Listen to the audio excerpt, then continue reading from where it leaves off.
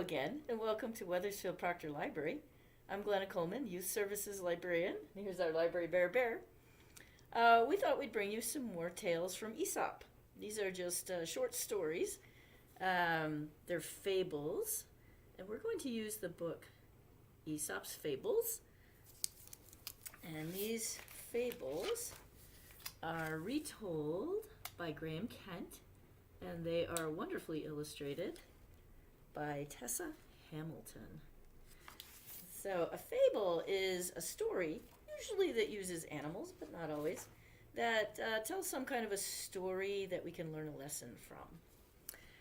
So we brought you a couple of Aesop's fables before. Let's do a few more. This particular fable is called The Dog and His Reflection. Let's get a little closer to the screen here.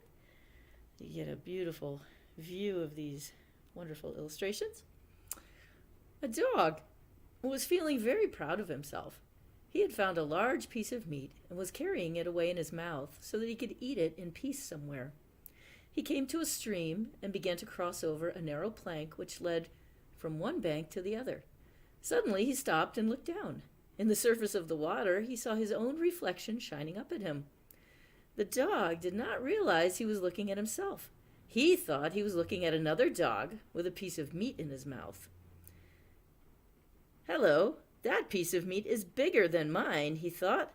"I'll grab it and run." After that, he dropped his own piece of meat in order to snatch the piece from the other dog had. Of course, his piece of meat fell into the stream and sank to the bottom, leaving the dog with nothing.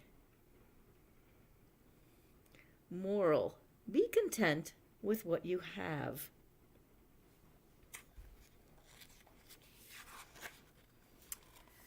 All right, here's another one. This is called The Crow and the Water Jug. The sun had been shining for days, making everything dry and hot. A crow flew on and on with feeble wings, looking in vain for something to drink. She knew that if she did not find water soon, she would die of thirst.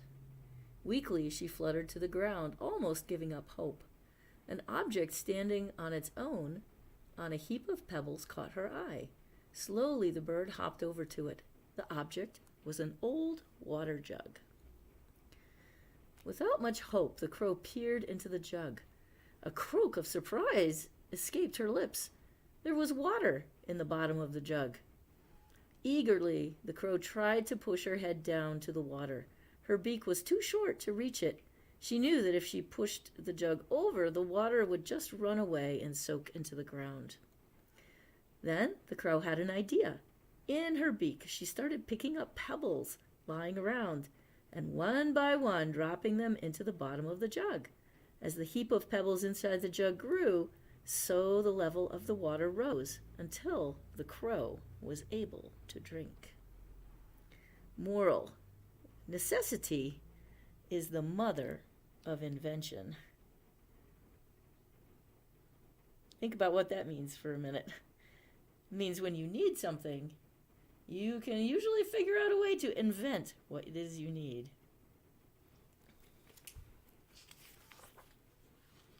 All right, here we go. The Wolf and the Goat. A cunning wolf saw a goat nibbling grass at the top of a hill. "What a good dinner you would make," said the wolf to himself, licking his lips hungrily. He walked forward and gazed longingly up at the goat.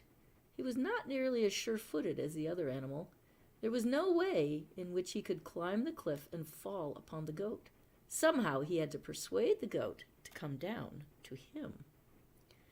"Good morning, Madam Goat," he called out, putting on his most engaging smile. "Please be careful. It is so dangerously high on that cliff. I should hate you to come to any harm. I'll tell you what. Why don't you come down here where the grass is fresh and green? I speak to you as a friend." The goat was not to be fooled. She looked down at the wolf and shook her head. "You can't trick me," she called down. "You don't care whether the grass I eat is fresh and green or dry and brown. All that you want to do is to eat me." Moral: look before you leap. I wonder if you've heard that phrase before. Well, now you know where it comes from. All right, one more for today.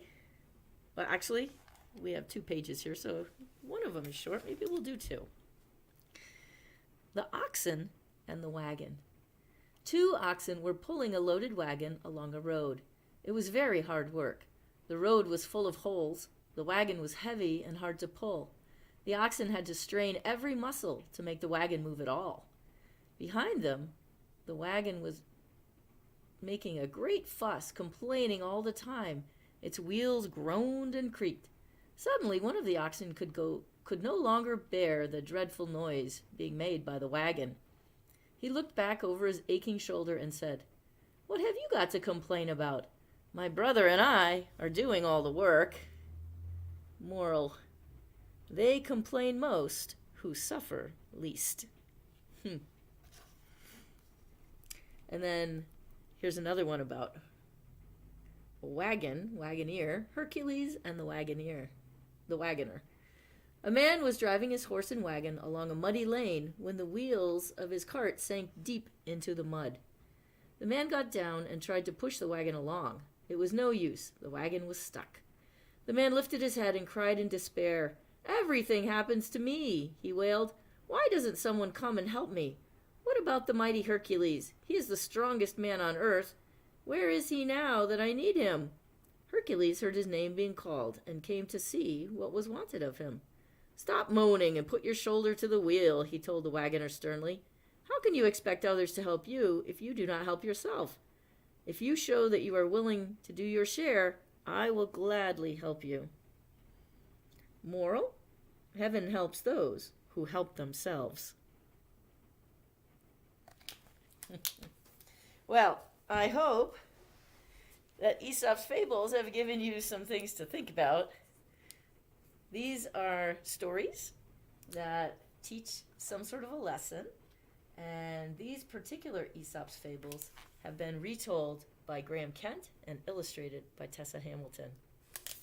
Until next time, bye from the Weathersfield Proctor Library Storytime. I'm Glenna Coleman, Youth Services Librarian, and here's our Library Bear.